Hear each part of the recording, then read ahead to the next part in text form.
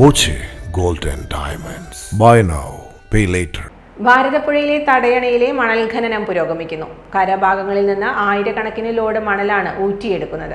മഴയെത്തും മുമ്പ് തടയണയിൽ അടിഞ്ഞ് മണലെല്ലാം നീക്കം ചെയ്യാനാണ് നീക്കം.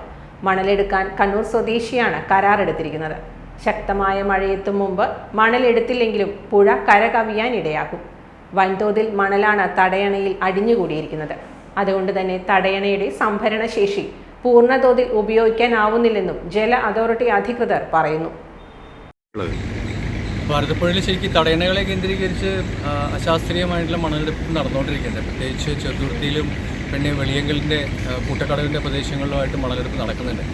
ശരിക്കും സെൻട്രൽ ഗവൺമെൻറ്റിൻ്റെ സാൻഡ് മൈനിങ് ഗൈഡ് ലൈൻസ് പ്രകാരം ശരിക്കും പുഴയിൽ ഒരു തരത്തിലുള്ള വാഹനങ്ങൾ ഇറക്കിയിട്ട് മണൽ വാരാൻ പാടില്ല എന്നുള്ളതാണ് ആ ഗൈഡ് ലൈൻ പറയുന്നത്. പക്ഷേ ആ ഗൈഡ് ലൈനൊക്കെ വിരുദ്ധമായിക്കൊണ്ടാണ് JCB ഇറക്കിയിട്ട് മണൽ വാരിക്കൊണ്ടിരിക്കുന്നത്. ഒന്ന്.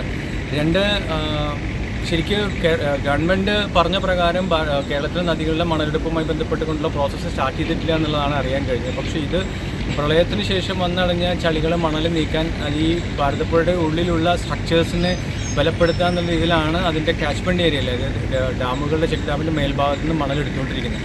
പക്ഷേ പല പ്രദേശങ്ങളിലും കൂട്ടക്കടവ് പോലുള്ള പ്രദേശങ്ങളിൽ താഴെ ഭാഗത്തുനിന്നും കൂടി മണൽ വാരുന്നുണ്ട്. ശരിക്കും അത് ഇത്തരത്തിൽ അശാസ്ത്രീയമാണ്. പിന്നെ എത്ര എടുക്കാമെന്നോ എത്ര എടുത്തു എന്നോ വ്യക്തമായിട്ടുള്ള ഒരു അളവുകളോ കണക്കുകളോ ലഭ്യമല്ല. ശരി, അപ്പോൾ ഇത് അശാസ്ത്രീയമായിട്ടുള്ള മണലെടുപ്പാണ് പുഴയുടെ തീരിൽ നടക്കുന്നത്.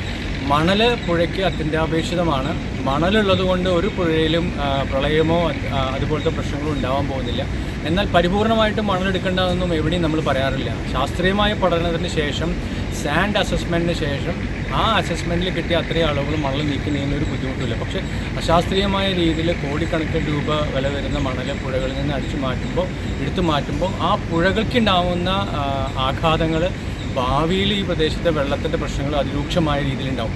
ഭാരതപ്പുഴയുടെ തീരത്ത് നമ്മളൊന്ന് ശ്രദ്ധിച്ചാൽ ജനുവരിക്ക് മുന്നേ നവംബർ ഡിസംബർ കാലഘട്ടത്തിൽ നമ്മൾ നോക്കിയാൽ അറിയാൻ പറ്റും, പത്രമാധ്യമങ്ങളിലൊക്കെ നിരന്തരം വരുന്ന ഭാരതപ്പുഴയുടെ സമീപ പ്രദേശങ്ങളിൽ കുടിവെള്ള പ്രശ്നങ്ങൾ അതിരൂക്ഷമായിട്ട് പുഴയിലെ കുടിവെള്ള പദ്ധതികളിൽ പോലും വെള്ളം അടിക്കാനില്ലാത്ത രീതിയിൽ ഷൊർണൂർ വരെ എത്രയോ സമയത്ത് നമുക്കറിയാൻ പറ്റും കുടിവെള്ള പദ്ധതി നിർത്തിവെച്ചത്. ഇങ്ങനെ വെള്ളം കിട്ടാത്തൊരവസ്ഥയിൽ, പുഴയിൽ വെള്ളം നിൽക്കാൻ പറ്റാത്തൊരവസ്ഥയിൽ ഈ ഒരു സന്ദർഭത്തിൽ നമ്മൾ ഇത്തരത്തിൽ മണലെടുക്കുന്നത് ഭാവിയിൽ വലിയ രീതിയിലുള്ള പ്രത്യാഘാതങ്ങൾ ഉണ്ടാക്കുമെന്ന് നമുക്ക് നിസ്സംശയം പറയാൻ സാധിക്കും.